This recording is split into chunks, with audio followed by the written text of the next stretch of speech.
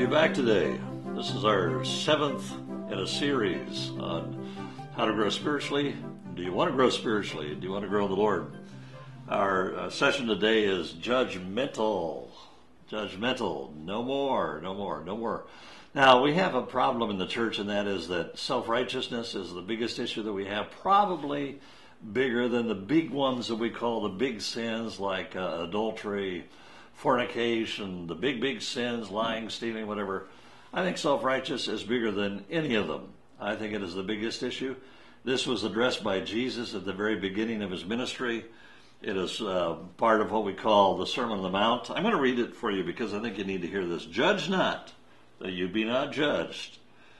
For with the judgment that you pronounce, you will be judged. With the measure you use, it will measure back to you. It's got to be measured back to you. So, for instance, if I judgmentally begin to talk about people, the funny thing is that as soon as I judge you for whatever it is that I think you're not doing that's quote-unquote spiritual enough, the problem is that if it's not spiritual enough, I have then just made myself spiritual and you not. So I elevate myself and I put you down just by one comment, judgmentalism. It can actually be judgmentalism in my brain.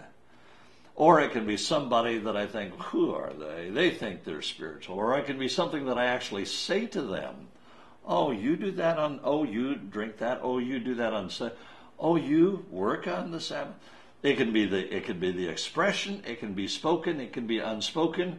As soon as it comes out, instead of letting Jesus take care of the spirituality of others, I'm trying to help him out. But I measure them against myself. So it is my own spirituality, so I have to diminish you.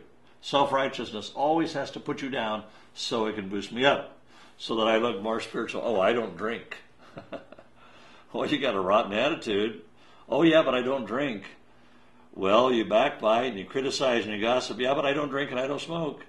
So in me accusing you of something that does not seem spiritual to me, I've judged you against me and I've not let God be the judge. Now, we're not talking about discriminating, like, should I do that or should I do this? That's discrimination judgment. That's not the issue. The issue is, am I equating their spirituality against mine and theirs is less than, so I bring that up either in my mind, spoken, or in my thoughts. Why do you see the speck that is in your brother's eye, but you do not notice the log that is in your own eye? In other words, I see this little speck, there's little sawdust in my brother's eye when I got a log protruding out of my eye. So I then have discovered that logs are really binoculars.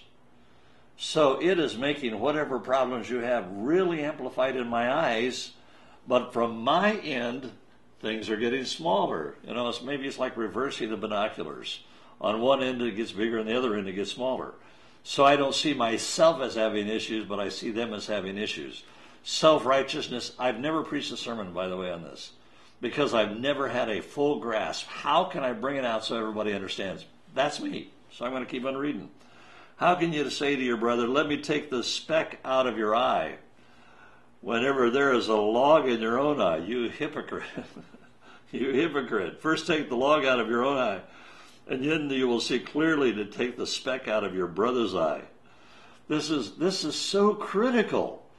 Christians are so judgmental. We judge others and never see the holes in ourselves. We got massive holes. You could drive a Mack truck through the holes that I have. Yet I'm criticizing you because maybe you didn't give enough in the offering. Maybe I saw you do something that I considered sin. It's sin in my eyes, so I consider it sin in your eyes too.